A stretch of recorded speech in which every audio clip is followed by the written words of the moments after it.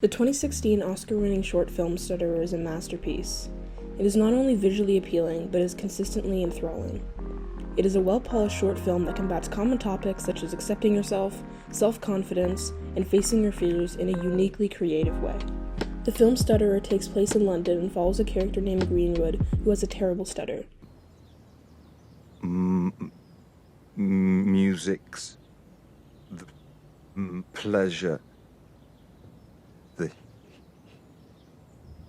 human soul experiences from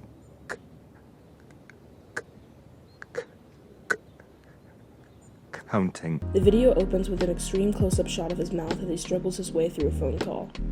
This scene not only gets us hooked right away, but it gives us insight into his daily life and struggle. The choice of having an extreme close-up represents how centered his life is around his stutter.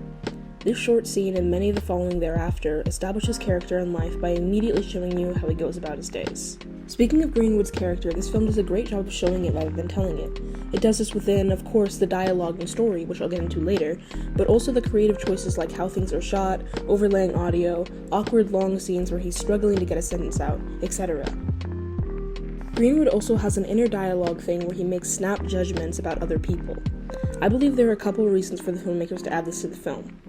One, to show how he feels like an outsider in his own life. He doesn't like to talk to people and would rather observe from the outside. And two, they're a reflection of his own character. He makes these judgments about other people to escape how he feels about himself. We know this when he finally makes one about himself while looking into the mirror towards the end of the film. Snap Judgment 1226. Reclusive typographer. Invisible to the naked eye. Communication skills of an infant. Excels in the art of self-pity. Greenwood has been talking online to this girl and has been sort of dating her for 6 months now. This is where we get to experience his real personality. He is, in fact, a quite witty, funny guy, but in real situations, his stutter and anxiety hold him back. The girl asks to meet up, and he immediately closes the conversation and doesn't reply for what we can assume is days. One extremely powerful and consistent creative decision the filmmakers make is that almost every time there's a close-up on Greenwood's face, we can hear his thoughts. It's a way to distinguish what's being spoken aloud and what's inner dialogue, but it's also a way to show how he feels while having these thoughts. When he's experiencing his anxiety, he's very much stuck in his mind. These shots are a way to indicate this. The first time we actually see our main character follow the theme, which I stated earlier, of facing your fears, is when he stands up for a woman in an abusive situation with her boyfriend. Unfortunately, this results in him getting punched, but this sets up for the next courageous act he does later in the film. By this time, he's decided to go meet the girl online. Because of the incident, his anxiety levels are through the roof. You can see this by the quick cuts, close-ups, and overlapping inner dialogue. These are for you. I got you these. I brought these. Here's something for you. These flowers. Still feels like a first date. I know. It's cosmetic surgery. Yeah, it's weird. A little bit of work on. I look like a serial. I'm not a serial killer. I look like a serial killer. When he finally sees her, all at the same time, we as the audience and Greenwood find out that she's deaf.